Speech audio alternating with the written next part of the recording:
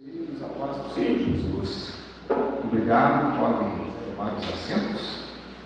Vamos passar então para o nosso estudo de hoje, onde estaremos estudando a lição de número 7, que tem como título Eu sou a ressurreição e a vida.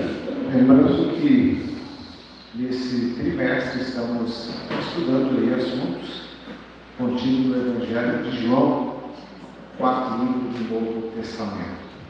Hoje, então, nossa leitura se encontra no capítulo 11 do Evangelho de João, a partir do verso 14 e se estende até o verso 27. Evangelho segundo João, capítulo 11, a partir do verso 14, e vai então até o verso 27, ele pula aqui alguns versículos, mas a gente pode ler corrida então. Vamos lá. Então Jesus disse-lhes claramente: Lázaro está morto, e folgo por amor de vós, e que eu lá não estivesse, para que acrediteis. Chegando, pois, Jesus achou que já havia 4 dias que estava morto. Ora, Betânia distava de Jerusalém quase 15 questões. Verso 19 agora. E muitos dos judeus tinham vindo consolar a Marta e Maria acerca de seu irmão. Ouvindo, pois, Marta que Jesus vinha saindo-lhe ao encontro, Maria, porém, ficou assentada em casa. Disse, pois, Maria a Jesus: Senhor, se tu estivesse aqui, meu irmão não teria morrido. Disse-lhe Jesus: teu irmão há de ressuscitar. Disse-lhe Marta: eu sei que há de ressuscitar na ressurreição do último dia.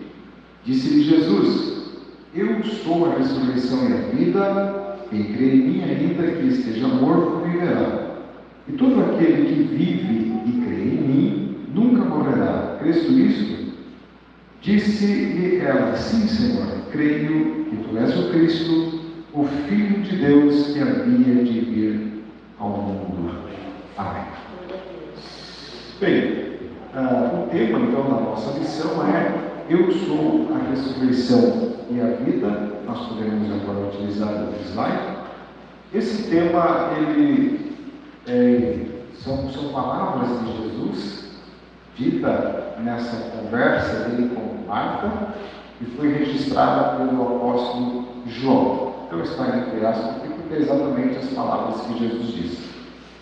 Irmãos, eu penso que a grande maioria tem conhecimento, tem informação desse episódio envolvendo essa família cuja casa Jesus frequentava. Eram 3 irmãos, 2 irmãs e um irmão, Maria, Marta e Lázaro. Jesus costumava frequentar a casa deles e a Bíblia diz que Jesus o amava, eles tinham amizade grande, um carinho muito especial por Jesus. Nós lembramos até de uma ocasião em que Maria recebe Jesus e fica sentada aos pés dele, ouvindo o que ele falava, e Marta preparando alguma coisa para ele comer, e Marta achou que Maria deveria estar também ajudando, reclamou para Jesus, enfim. O certo é que Jesus, com frequência, estava na casa daquela família, tomava um café com eles lá, almoçava, jantava, quem sabe até pernoitava lá. Como deveria ser maravilhoso, como deveria ser gostoso estar hospedando Jesus, Mas o bom é que hoje nós temos a presença de Jesus. Depende do quanto nós cremos nele.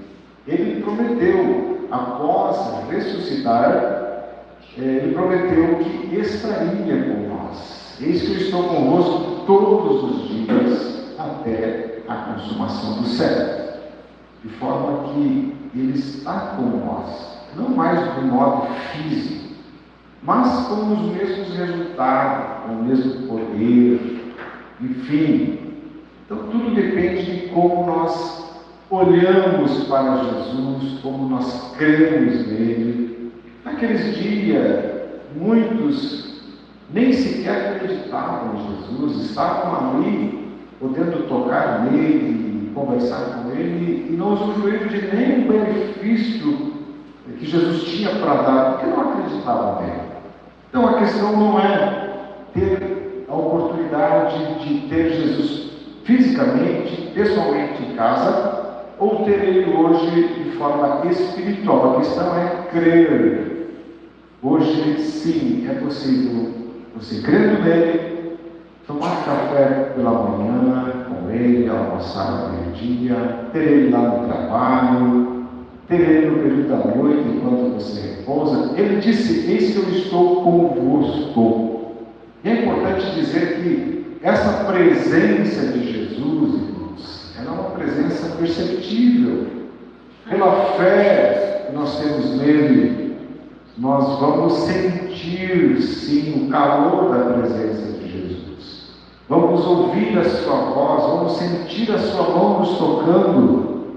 Que essa presença de Jesus prometida por ele seja real, seja abundante na vida de cada um de nós.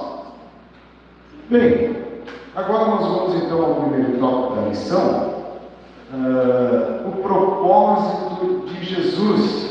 E temos ali o recebimento da notícia sobre Lázaro, primeiro subtópico. O que é isso?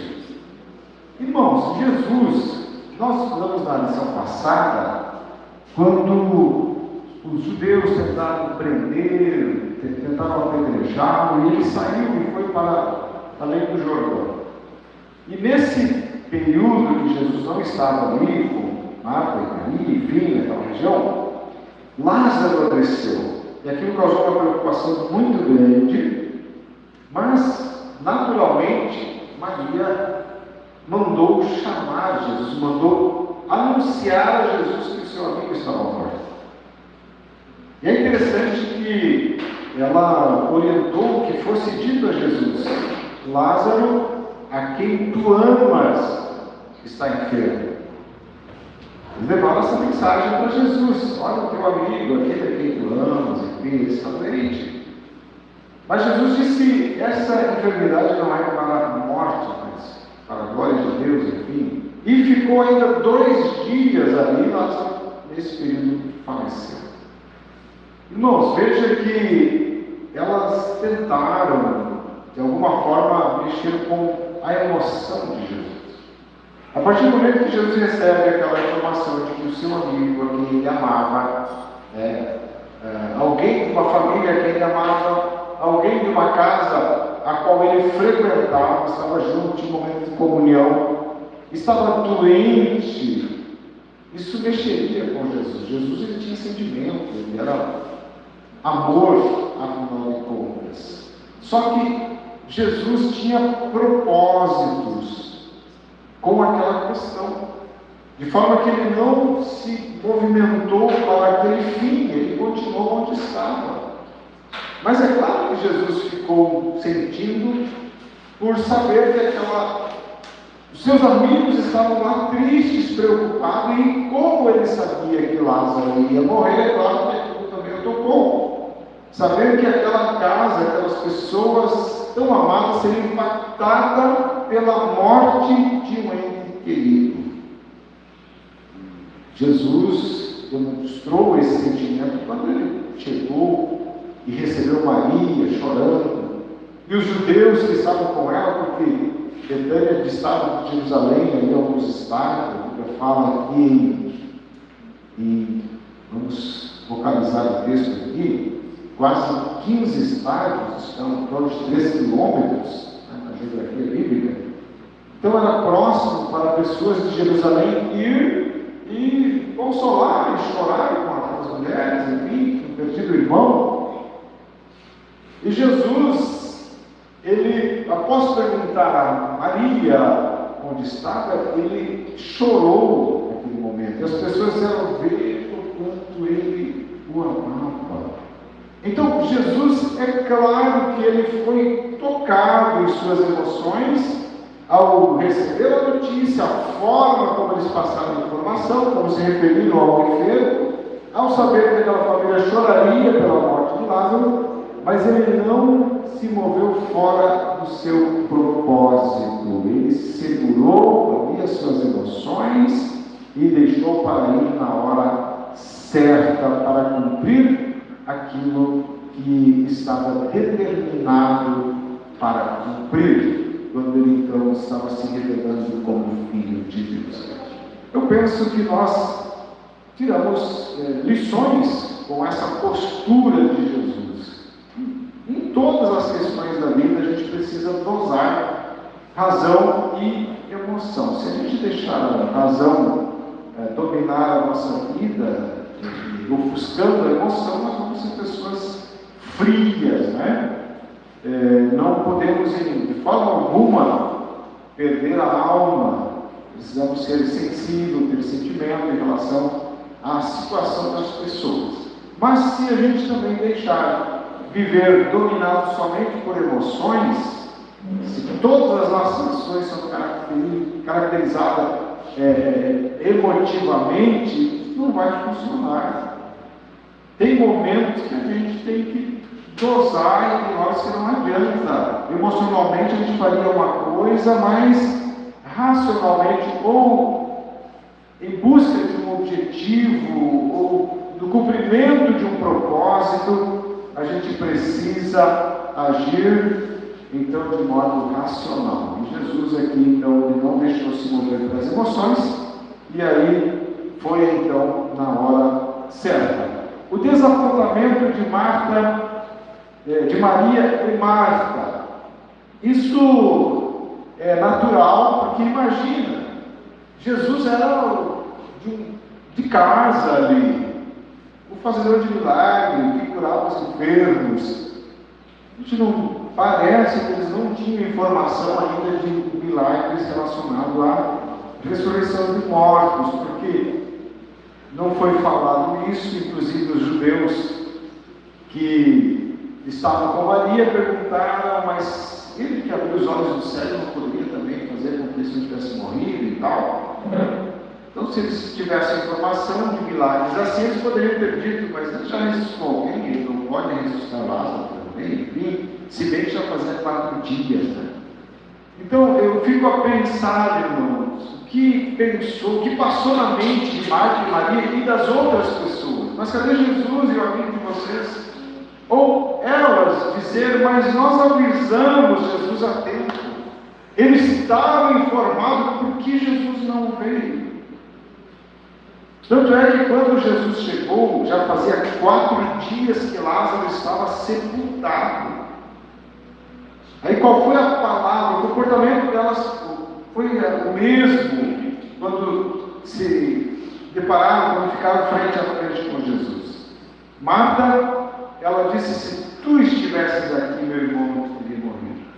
E Maria depois disse a mesma coisa. Marta era a pessoa mais ágil, ativa, agia com rapidez. Maria já demonstra aquele temperamento mais passivo. Por quê? Porque não faltou alguém para anunciar que Jesus estava chegando, que Jesus estava na cidade. E quando Marta tomou conhecimento, ela saiu ao encontro de Jesus. E Maria ficou em casa chorando. E ao encontrar Jesus, ela reclamou, se tu estivesses aqui, meu irmão não teria morrido. Em outras palavras, por que não veio Jesus? Enfim, a gente pode interpretar essa expressão de Marta, né? E o desapontamento. Mas e a nossa amizade, enfim, a nossa relação, e a nossa esperança, e tudo que nós cremos, e tudo que nós vivemos. E aí, simplesmente, Lázaro adoece, é chamado, não vem, ele morre, e agora chega, já passa 4 dias. Queridos, vocês vão de convir comigo que na nossa vida de fé, nosso relacionamento com Jesus, é possível vivenciar os momentos de desapontamento. Vem os questionamentos, mas Jesus. E aí? Eu lembro de um irmão que, às vezes, ele brigava com Jesus, por coisas até banal, assim. Ele contou-me que, numa situação lá, ele caiu da cama, porque sonhou lá que estava no campo. Ele levantou e disse: Jesus, mas deixou de algo me levar da cama, Jesus. Ele está dormindo tranquilo. Disse que eu vou tomar bronca com Jesus. Mas é só para ilustrar a possibilidade, é só para mostrar a possibilidade que tem da gente ficar desapontado com Jesus em algum momento. Isso acontecia lá com as pessoas que viviam com Jesus da sua forma física. Então pode acontecer com nós, mas Senhor, eu tenho orado, eu tenho buscado a tua face, eu tenho lido a Bíblia, eu tenho ido aos cultos, eu não falo do Santa Ceia, eu tenho pregado, eu tenho jejumado, Senhor, e aí tudo isso, parece que nada disso valeu a pena, e parece que nada disso somou pontos para que neste momento que eu muito precisei de Ti, nesse momento em que a situação fugiu do meu controle, fugiu do meu alcance, eu precisava de uma ação Sua e não percebi nenhuma ação. Só que essa mesma história, esse mesmo fato que nos leva a pensar nisso também vai mostrar que Jesus não estava errado.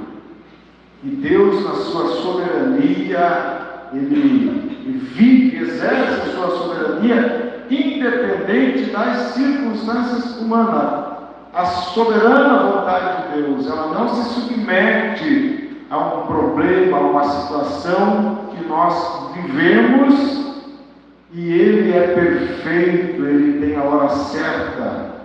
Para Marta e Maria, Jesus chegou atrasado. Se tu estivesses aqui antes, nós não estaríamos passando por que estamos passando, mas para Jesus Ele estava chegando exatamente no dia, no horário certo. Acontece que Deus, Ele vê muito além daquilo que nós vemos. A Bíblia diz que os pensamentos de Deus não são os nossos, eles estão acima, os caminhos de Deus estão muito acima dos nossos pensamentos. Então nós devemos crer em Jesus e procurar um espaço de consolo, um espaço de conforto, quando na soberania dele as circunstâncias que estão nos envolvendo parece não termos ação, não termos a presença dele.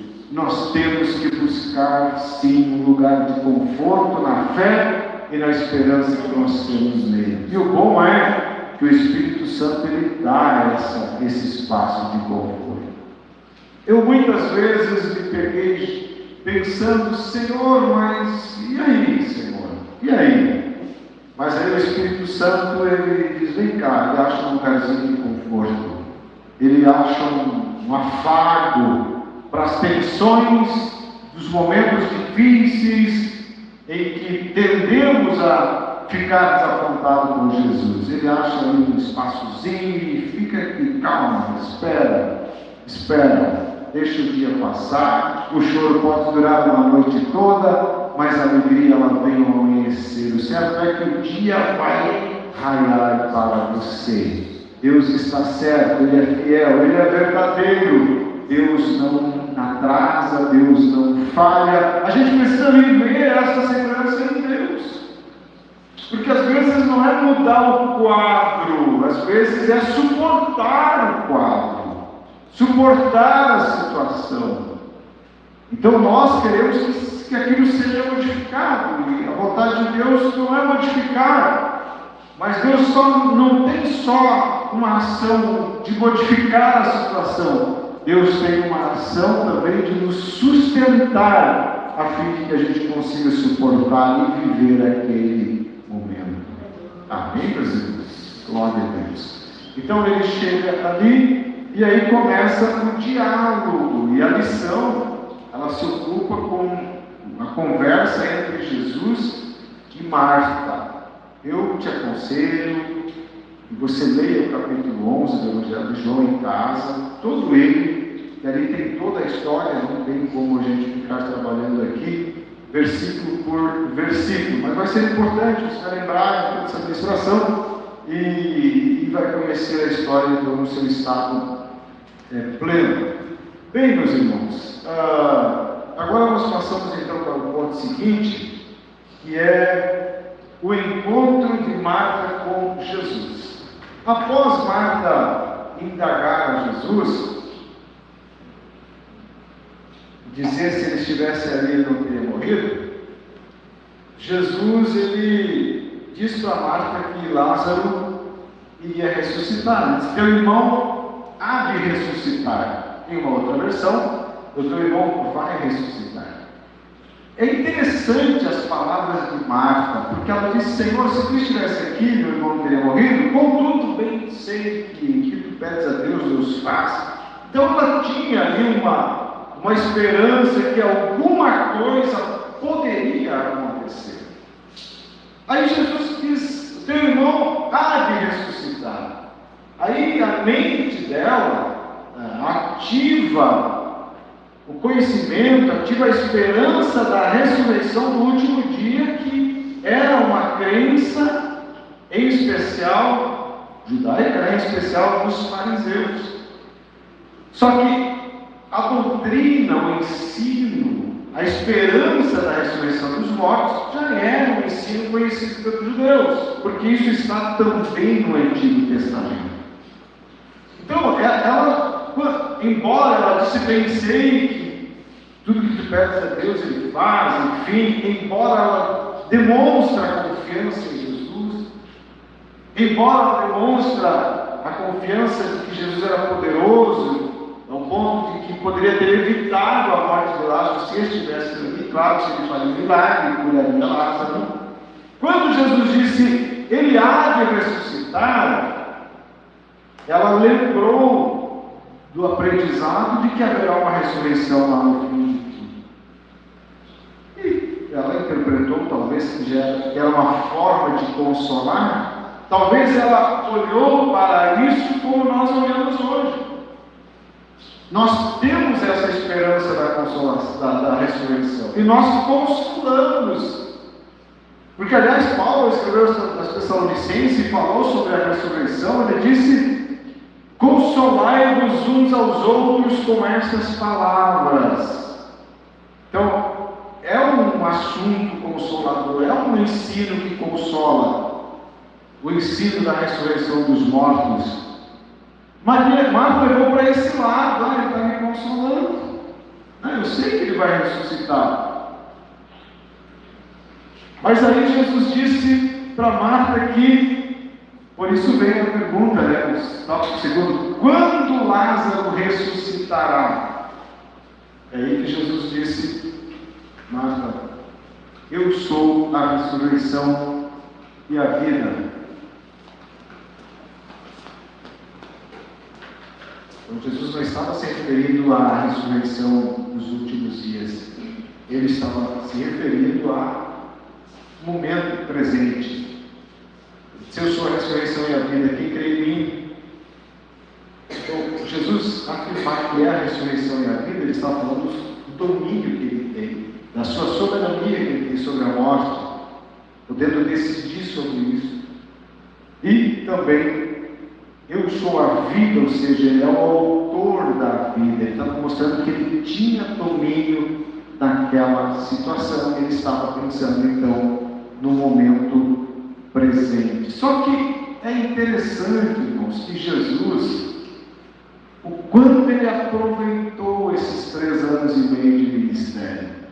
Olha, o que Jesus fez ali é incrível. Quantos anos nós temos de igreja, de obreiro, mas Jesus, só que ele aproveitou muito bem. Ele geria a situação de uma forma a aproveitar todos os segundos da sua vida. Afinal de contas, ele já estava tocado por estar conversando com Marta. Tanto é que ele não aguentou. Aí vem Maria e ele chora, sabendo que iria ressuscitar. Ele sabia, ele já havia anunciado antes que não era para a morte, ele sabia o que ia fazer. Ele disse: eu vou despertar Lázaro, tinha dito aos discípulos. E mesmo assim ele chora. Então Jesus já estava envolvido emocionalmente, humanamente, com aquela situação, conversando com a sua amiga. Ele poderia encurtar o assunto e não somente dizer: teu irmão há de ressuscitar. Ele falou aquilo para abrir o espaço para uma conversa ainda mais ampla e para pontuar verdades e deixar registrada para nós. Para nós estarmos aqui pensando hoje, nos alimentando hoje dessas verdades. Ele poderia encurtar o caminho e dizer: Marta, eu tenho um propósito com isso, então fica tranquilo, eu vou ressuscitar Lázaro, sabe que eu tenho poder para isso, já me conhece, então vamos lá, cadê Maria? Vamos lá, vamos resolver logo isso, chega de choro, fazer o que ele fez para a viúva de Naim, né? Foi o filho da viúva de Naim que ele ressuscitou, quem confirma aí? Isso, ele encontrou o cortejo fúnebre, né? E aí ele chegou, a mulher chorando, todo mundo chorando, carregando ali o morto, e ele chegou e disse: não chores, mulher. E aí disse para o defunto levantar-se. Ele poderia ter encurtado dessa forma, mas olha o que ele diz: eu sou a ressurreição e a vida. Quem crê em mim, ainda que morra, na versão que nós lemos, ainda que esteja morto, viverá. E todo aquele que vive e crê em mim nunca morrerá, no caso, morrerá eternamente. Você crê nisso, Marta? Eu creio que tu és o Filho de Deus e tal. Ok. Jesus, nesse momento, irmãos, ele dá ênfase, ou seja, Jesus deixou claro a perspectiva da doutrina da ressurreição dos mortos. Quando ele disse: eu sou a ressurreição e a vida, logo ele podia ressuscitar Lázaro, como de fato ressuscitou, mas disse ainda: quem crê em mim, ainda que morra, viverá. E todo aquele que vive e crê em mim não morrerá eternamente. Aí Jesus está falando de morte física, Jesus está falando de morte espiritual, Jesus está falando de vida eterna. Então, meus irmãos, essa expressão de Jesus: todo aquele que vive e crê em mim não morrerá eternamente, indica que, embora o salvo em Cristo experimente a morte física, nunca enfrentará a morte espiritual. Aí Jesus está falando de fatores espirituais.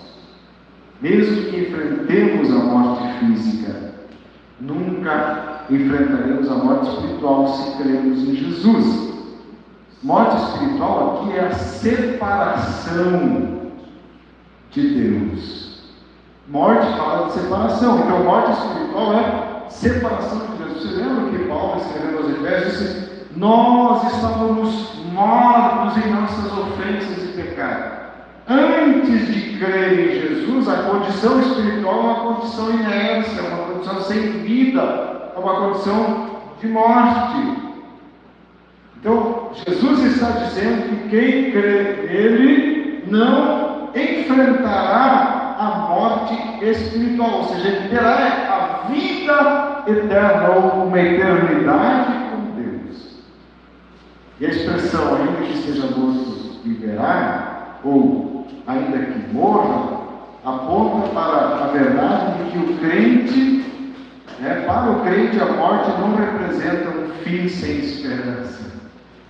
É umas expressões interessantes, né? Então Jesus está dizendo aqui, mesmo que venha a morrer pela morte física, nunca morrerá espiritualmente, nunca vai se separar de Deus. E isso é um valor a ser preservado. Porque, irmãos, qual é o bem maior que Deus veio trazer? É exatamente a segurança eterna, a comunhão com Deus com o alcance eterno. Porque por mais tudo passa. A alegria da ressurreição de Lázaro passou. Cadê Lázaro? Lázaro morreu novamente.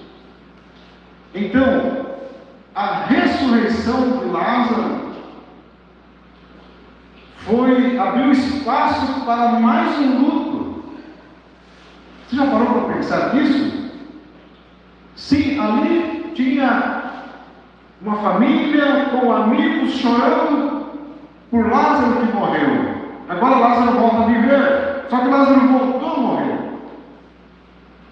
Talvez alguém mais jovem que estava ali naquele velório e presenciou a ressurreição, talvez participou do segundo velório de Lázaro. Quem sabe algum adolescente, alguém mais jovem, a gente não sabe com que idade Lázaro veio morrer novamente. E essa pessoa, se assim aconteceu, ela ia estar ali e falar para as outras pessoas, dizendo: mais uma vez eu estou chorando no velório do meu amigo Lázaro. Porque foi algo temporário, foi algo passageiro. Lázaro morreu novamente. Por isso a importância e o fato de Jesus destacar o valor desse bem eterno que é quando cremos em Jesus, ainda que passemos pela morte, nós nos manteremos unidos, ligados com Ele por toda a eternidade. Ou seja, não nos separaremos de Deus. Aqui, unidos com Ele pela fé, ali do outro lado, no céu, porque o céu não é longe, o céu é logo ali. Basta um piscar de olho para a gente entrar nele. Ali no céu, para sempre, vivo espiritualmente, ou seja, unidos com Deus, unidos com o Senhor Jesus. Amém, meus irmãos? Glória a Deus. E o fato de que para o crente a morte não representa um fim sem esperança, a morte é um fim. Mas para o crente, ele não é um fim sem esperança. O autor coloca isso. Por quê? Porque Jesus disse: ainda que morra, viverá. Então, finda-se a vida terrena. Mas quem finda essa vida terrena, ele vive, ele chega nisso, ele enfrenta isso com esperança. Eu quero lembrar aqui do apóstolo Paulo, que quando estava prestes a morrer, ele escreveu a Timóteo, você já deve ter ouvido eu falar isso várias vezes nesse ano e 9 meses aqui. Várias situações, vem esse versículo na mente, né? Quando ele disse que estou sendo oferecido pela expressão do sacrifício, o tempo da minha partida está próximo, ou seja, a morte está chegando desde agora, né? E aí ele fala: combati o bom combate, acabei a carreira, guardei a fé, desde agora a coroa da justiça me está guardada, a qual o Senhor me dará. Então, Paulo está dizendo: Timóteo, eu estou findando o meu tempo de vida terrena. Eu vou morrer, vai cessar, é um fim. Mas eu findo o tempo da vida terrena, dando um passo a receber algo de Deus. Desde agora a coroa da justiça me está guardada, o qual o Senhor justo me dará. Então, com a morte eu passo para outra dimensão para receber a coroa da justiça. Então, aquele que vive e crê em mim, ainda que morra, viverá. A morte não é um fim sem esperança. Meus irmãos, isso tem valor? É claro que tem. É importante que isso esteja vivo em nós, porque a morte é certa. Não importa o que a gente faz, não importa quão útil nós venhamos ser, isso cabe à decisão da soberania de Deus. Hoje mesmo, nós fomos informados de um jovem pastor missionário ali de Novo Hamburgo que estava fazendo aula missionária no Paraguai. E ele faleceu com 35 anos. boa formação se preparou, estudou e foi para a missão pela igreja do Hamburgo do Campo de Caminhos. Ficou doente por lá, faleceu com 35 anos, deixou a esposa, deixou o filhinho pequeno. Aí com isso eu lembrei do pastor Luiz Antônio Rodrigues da Luz, quem conheceu ele aqui. É um ícone do estado do Rio Grande do Sul. Rotulavam de príncipe dos pregadores. Eu, particularmente, me encanto em ouvir ele pregar. Ele me encantava essa coisa demais. Ele era presidente do campo de Voti, vizinho lá, então, em alguns contatos pessoais, era uma riqueza de Deus assim, conversar com ele. Um homem de uma repercussão nacional, pregava, Brasil, milhões, enfim. Com 40 anos, ele estava naquele voo da TAM, alguém ouviu falar, deu aquele acidente lá, se envolveu, 40 anos. É que nós temos duas coisas. Primeiro, a gente fica perguntando, mas um homem com tudo isso para dar, o quanto seria útil para a igreja, quanto seria útil para o reino de Deus, e Deus o tirou com essa idade, ele teria ainda dezenas de anos para servir, para contribuir, para produzir muito, porque vinha no ritmo de grande produtividade do reino de Deus. Mas a soberania de Deus, que nós não alcançamos, decidiu assim, ponto. Ele sabe o que faz.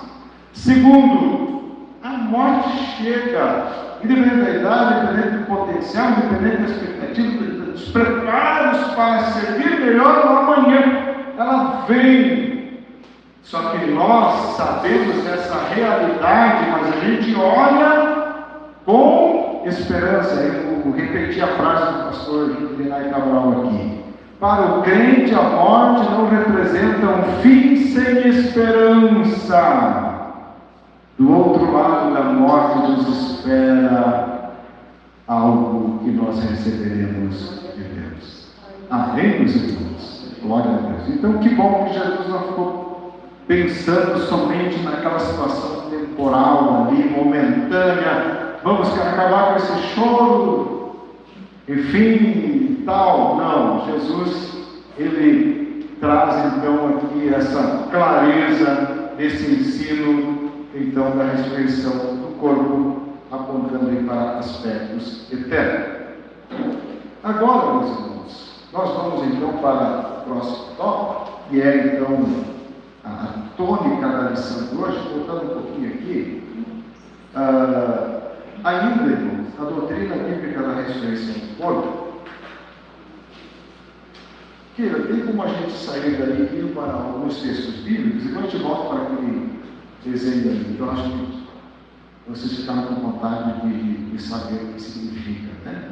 A imagem, assim, todo o desenho, toda a imagem é mais atrativa do que letra, né? Letra. Então, nós vamos voltar ali, tá? Ainda que de forma resumida. Veja só, eu queria ler com vocês aqui no Evangelho de João, ainda no capítulo 5. Vamos estar lendo aqui alguma coisa. Deixa eu abrir aqui. Evangelho de João, no capítulo 5, onde Jesus ele afirma que haverá a ressurreição de todos, na verdade. Todos irão ressuscitar. João, no capítulo 5,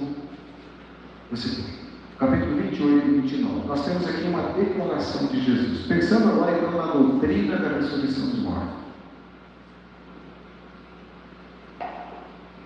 Experiência de Lázaro, evento ali, agora Jesus ali levantou a nossa mente então para esse fator e vamos pensar um pouco sobre isso, tá? Jesus, ele deixou claro que todos os mortos irão ressuscitar. Olha o que ele diz ali. Não fiquem maravilhados com isso, porque vem a hora em que todos os que se acham nos túmulos ouvirão a sua voz e sairão. E os que tiverem feito o bem ressuscitarão para a ressurreição da vida, e os que tiverem praticado o mal, para a ressurreição do juízo. Veja que Jesus fala em duas ressurreições. Ele diz que todos os mortos vão ressuscitar, vão ouvir a voz e vão sair do sepulcro. Os que fizeram bem ressuscitarão para a vida, e quem não, para o juízo. Ok. Agora é importante perceber que Jesus dá ênfase a duas ressurreições. Agora nós vamos lá para Apocalipse capítulo 5, 20 ou melhor. E nós vamos ver ali uma expressão apontando uma primeira ressurreição. Ou seja, o texto vai deixar claro que existe mais de uma ressurreição. Apocalipse capítulo 20, versos 5 e 6. Olha só. Os restantes dos mortos não reviveram. Aqui, irmãos, é uma referência à segunda vinda de Jesus, no seu segundo estágio, após a grande tribulação. Alguém está se situando aí do que eu estou falando? Isso aqui é um registro do que vai acontecer no final da grande tribulação. Alguém está situado nesse acontecimento? Alguém está situado? Ok. Não todos, mas isso é bem normal. Tá? Só para a gente ter uma noção assim, para nós irmos trabalhando. Ali Jesus vai voltar, e o versículo anterior diz, João disse, e via as almas dos que foram mortos durante a grande tribulação. Estou parafraseando. E o restante dos mortos não reviveram, quer dizer que ressuscitou alguns, até que completasse os 1000 anos. Esta é a primeira ressurreição. Então a Bíblia fala de uma primeira, ou seja, de mais de uma. Olha só o que diz no verso 6. Bem-aventurado e santo aquele que tem parte na primeira ressurreição. Feliz é o que tem parte na primeira ressurreição. Porque a segunda é ruim. Você lembra que nós lemos lá? Uns ressuscitarão para a vida e outros para o juízo. Então, ele diz assim, feliz, bem-aventurado, aquele que faz parte da primeira ressurreição. Sobre estes, a segunda morte não tem poder. Preste atenção nessa expressão, a segunda morte. Então, quem ressuscitar na primeira ressurreição, sobre este, a segunda morte não tem poder. Eu falei que morte é separação de Deus também, morte espiritual. Mas a segunda morte não vai ter poder de quem passar pela primeira ressurreição. Irmãos, a primeira ressurreição, ela começa com a ressurreição de Cristo e segue com a ressurreição dos salvos em Cristo. Aí nós vamos lá para 1 Coríntios, capítulo 15, versos 20 e 23. 1 Coríntios 15, 20 e 23, olha o que está dito ali, ó. Mas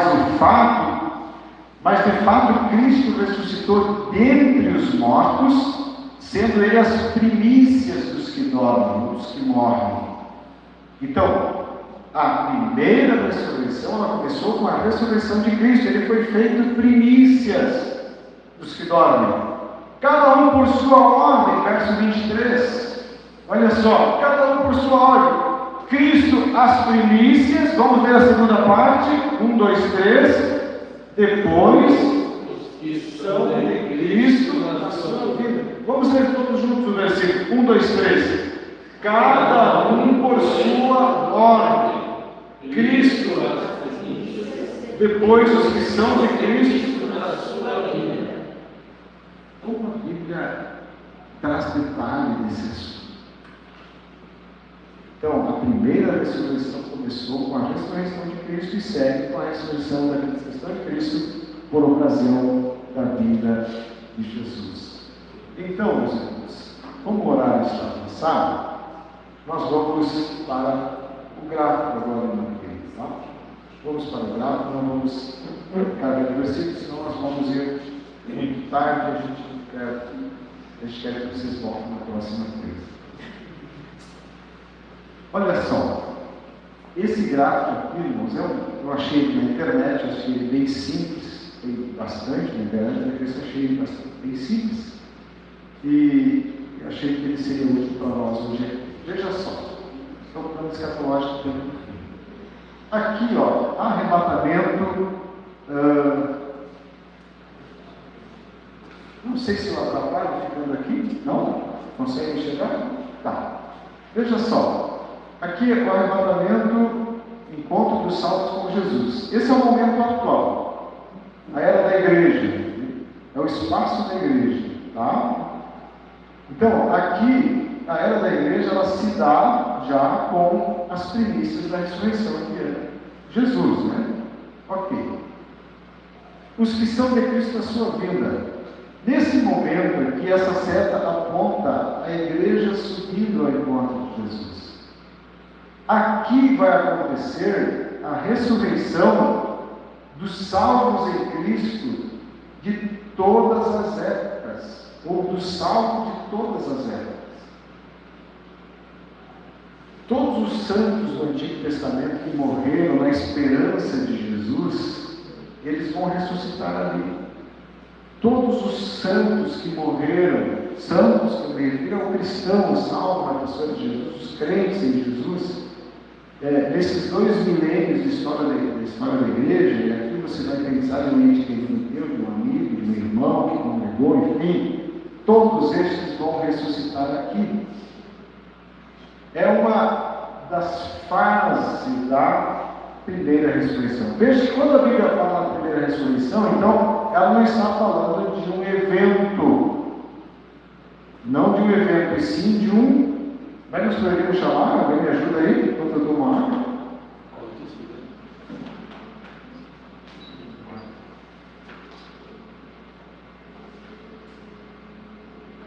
Seria quase que uma modalidade, não um evento em si, mas uma modalidade. Se alguém pensar em outra palavra melhor, ele pode participar ajudando, tá? Por quê? Porque o texto deixou claro, Cristo as primícias, depois os que são de Cristo a sua vida. Então, aqui na ressurreição de Jesus já foi um evento que aconteceu. Aqui vai ser uma outra etapa, uma outra fase dessa modalidade de ressurreição. Vai melhorando, variando, né? Só que aqui no livro do Apocalipse nós lemos vamos recapitular um pouquinho. Então aqui Jesus vem do céu e lá na carta aos Tessalonicenses, capítulo 4, nós não temos tempo de ler, Paulo escreveu dizendo assim: irmãos, acerca dos que morreram, não quero que vocês ficam tristes como os que não têm esperança. Ele disse: nós não vamos chegar primeiro do que eles. O mesmo Senhor descerá do céu com alarido, com voz da canto, os que morreram em Cristo ressuscitarão primeiro. Ele diz que Deus vai tornar a trazer. Então, hoje, quem morre salvo está no paraíso. Estes virão com Jesus, e Jesus fica nos ares, eles descem e ressuscitam, e como salvos transformados, eles vão subindo para encontrar Jesus. É claro, tem entendimentos, tem ensinadores que discordam, mas por que vai descer aqui, se já estão lá no paraíso? Adventistas, por exemplo, eles defendem essa ideia. Aliás, eles já fazem isso porque defendem a ideia da imortalidade da alma, do sono da alma, não o estado de consciência. Mas isso é ilógico. Por que eles vão descer aqui e ressuscitar se eles já estão lá? Essa pergunta tem um endereço, vocês não acham? Essa pergunta tem um endereço. Tem que perguntar para quem comunicou esse ensino. Tem que perguntar para o Espírito Santo. Porque está dito que Deus tornará a trazer com Ele, e eles vão ressuscitar. Aí o que eu preciso de irmãos? Isso aqui tudo é milagre, a ressurreição em si é milagre. Então eu não posso olhar isso com as lentes da lógica humana, porque milagre não se explica. milagre se aceita. Então, eu lidar com esse ensino bíblico, porque é uma doutrina bíblica, com as lentes da lógica, da razão humana, do explicável, não vai caber em mim isso. Não vou conseguir aderir isso como uma verdade para a minha vida. Agora, pela fé e através da ação do Espírito Santo, nós aceitamos esta verdade. Então, os que são de Cristo na sua vida, eles ressuscitam aqui, começam 7 anos de grande tribulação, e aqui Jesus vem. Nesse período aqui, muita gente vai morrer por não negar a Jesus. Ele vai firmar-se na sua fé em Jesus, de alguma forma lá ele vai ter força para isso, e vai ser morto por não adorar a besta, por não seguir o falso profeta.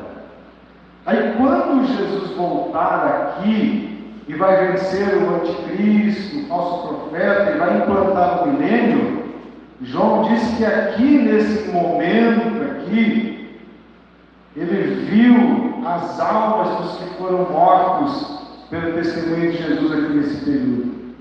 Ele viu as almas ali. Mas os outros mortos, disse ele, não reviveram até que os 1000 anos passassem. Então aqui ressuscita mais uma etapa, mais uma fase dessa primeira ressurreição. E aqui foi dito, esta é a primeira ressurreição. E aí, alguns teólogos veem a possibilidade de salvos morrerem aqui e ressuscitar em algum momento desse aqui e tal, mas aí foge.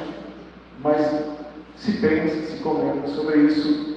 O certo é, meus irmãos, que está claro que a primeira ressurreição, que é anunciada a partir da ressurreição aqui, ela engloba então as primícias, Jesus que ressuscitou aqui, morreu e ressuscitou, os salvos de todas as épocas que ressuscitaram aqui e subiram, e os salvos que ressuscitarem aqui, nesse período, a primeira ressurreição. Mas Jesus disse que vem a hora em que todos os mortos vão ressuscitar. Lembra que a primeira ressurreição,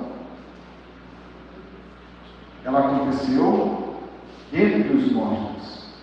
Os que morreram em Cristo. E lá ressuscitaram aqueles que foram mortos pelo amor e pela palavra de Jesus. Os outros mortos não reviveram.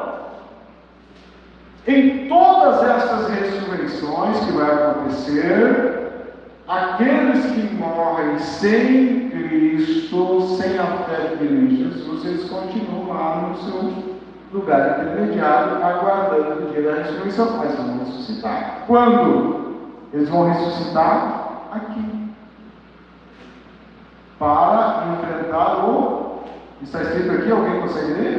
Isso. Aí nós podemos ler, pelo menos, vamos ler, já para encerrar, capítulo 20 de Apocalipse, a partir do verso 11. Então aqui nós estamos no último evento anunciado pela Bíblia. A partir deste evento, o que nós temos se chama eternidade. Vamos lá? Olha só. Vi um grande trono branco. Aqui já está então o juízo final estabelecido. E aquele que está sentado nele, a terra e o céu fugiram da presença dele e não se achou lugar para eles. Vi também os mortos. Só que houve ressurreição dos mortos já na primeira ressurreição, logo essa é a segunda ressurreição. Vi os mortos, grandes e pequenos, que estavam em pé diante dele. Eu não vejo esse pequeno como criança ou como bebês. Nós entendemos que há um período da inocência onde há a salvação por esse período, que estavam em pé diante do trono. Então foram abertos os livros, e ainda outro livro, o livro da vida foi aberto, e os mortos foram julgados. Os salvos já têm a sua definição para a eternidade, então eles não passarão pelo processo de julgamento do juízo final, foram julgados segundo as suas obras, conforme o que estava escrito nos livros. E olha só, e o mar entregou os seus mortos que nele estavam, a morte e o inferno entregaram os mortos que nele havia, e foram julgados um por um segundo as suas obras. Então a morte e o inferno foram lançados no lago de fogo. Esta é a segunda morte, o lago de fogo. Lembra que ali, quando Jesus desceu, João disse que viu no final da tribulação as almas que foram mortas e os outros mortos vão reviver. Lembra que eles, bem-aventurado aquele que tem parte na primeira ressurreição, porque sobre ele não tem poder a segunda morte. Ele está livre da segunda morte. Isso está associado com o que Jesus disse: quem vive e crê em mim nunca morrerá, ou seja, ele nunca morrerá espiritualmente, nunca será separado de Deus, porque morte é separação. Então aqui, esta é a segunda morte, o lago de fogo. E se alguém não foi achado escrito no livro da vida, esse foi lançado no lago de fogo. Então, segunda morte é a eterna separação de Deus. A primeira morte espiritual, pelo pecado, a pessoa se separa de Deus. A descrença mantém a pessoa separada de Deus, morte espiritual. Agora ele se apresenta diante de Deus por ocasião do juízo final para receber a sentença eterna, que é chamada de segunda morte, ou seja, a eterna separação de Deus. Se apresentou diante de Deus agora, mas será separado eternamente. É uma verdade explícita no texto bíblico. Nós cremos nela, por isso falamos, por entender que Deus, por nos amar e amar a todos, Ele deixou esse ensino, deixou essa revelação, a fim que a gente conheça e viva a vida eterna com Ele, se poupe da segunda morte. Deus fala e mostra, ensina tudo isso, porque Ele quer que a gente viva o que Jesus disse: aquele que vive em mim nunca morrerá, ou seja, nunca será separado de Deus. Agora, aquele que se entrega à descrença em uma vida indiferente a Deus, então ele vai enfrentar a segunda morte, que é a eterna separação de Deus, do estado consciente, é claro, no lago de fogo, que é o inferno final. Vamos seguir firme a Jesus? Seguir firme com Jesus? Vale a pena seguir firme com Jesus. A Bíblia nos traz a ideia de que será a eternidade, como Ele disse. Então vamos lutar por nós, para sermos conservados em Cristo, e vamos também lutar por aqueles que vivem na descrença, para que através de nós a luz possa raiar e sejam acordados e ressuscitados para viverem com Deus. Amém? Perdão porque eu passei do horário de hoje. Vamos estar em pé, mas o assunto talvez nós poderíamos ter feito de modo mais resumido. Faltou a novidade. Meus queridos, vamos louvar a Deus porque Ele nos ama, assim como amava Lázaro, e por Ele nos amar, Ele gosta de estar na nossa casa, no nosso coração, e que a cada dia Ele seja bem recepcionado, que a cada dia a gente possa servir um cafezinho para Ele, um almoço, uma janta, período da tarde também mais um lanchezinho, e que todos os dias Jesus possa ouvir de nós: tu és bem-vindo, Jesus, nós te amamos e sentimos-nos amados por Ti. Amém, meus filhos? Glória a Deus. E que a cada dia possamos pedir, ajuda-nos a compreender a Tua vontade, se não compreendermos, que a incompreensão não nos afaste de Ti, Senhor, porque se eu não entender hoje, amanhã eu entenderei. Se eu não entenderei aqui, afinal de contas, eu terei a vida eterna terra, entenderei ali na eternidade. Amém, meus queridos?